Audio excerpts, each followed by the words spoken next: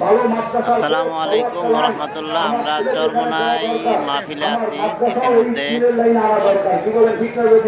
আজকে মাহফিলের প্রথম দিন, জোহরের নামাজের পরে পীর সাহেব হুজুরের বয়ানের মাধ্যমে আজকে চরমোনাই মাহফিলের উদ্বোধনী অনুষ্ঠান শুরু। এখনো যারা চরমোনাই ময়দানে আসেন নাই, সকলের প্রতি উদাত্ত আহ্বান থাকবে, অতি দ্রুত আপনারা ময়দানে চলে আসুন। আমাদের শিবপুরের এটা পুরানা কাফেলা, শিবপুরের কাফেলা। এখানে মাসুম ভাই আছে।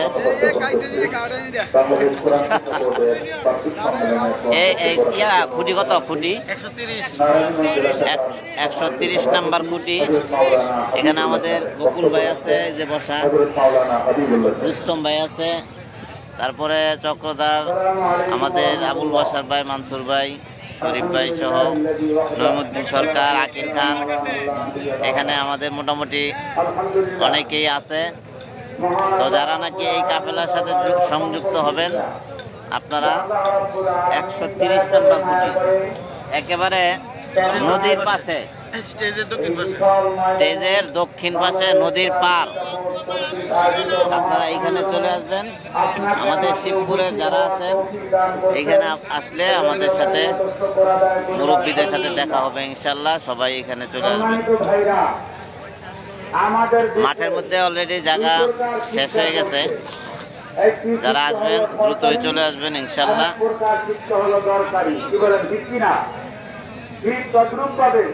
আমাদের দেশে দুই প্রকার বোর্ড আছে। এক প্রকার বোর্ড হলো সরকারি, আর এক প্রকার বোর্ড হলো দরকারি।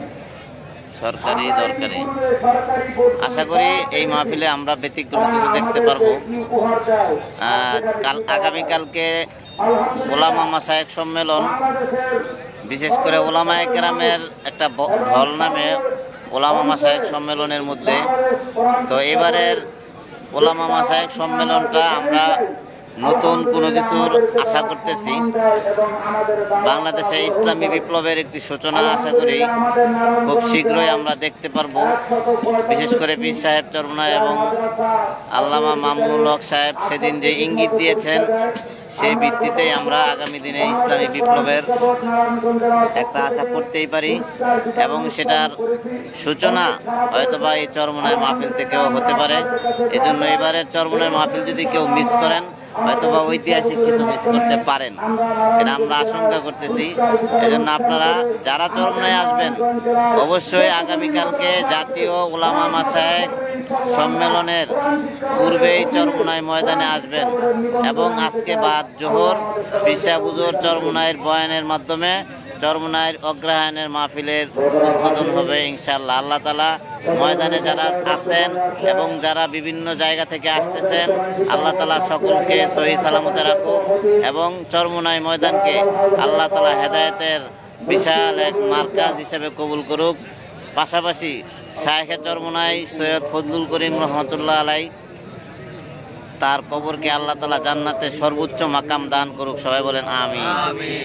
আসসালামু আলাইকুম ওয়া রাহমাতুল্লাহ।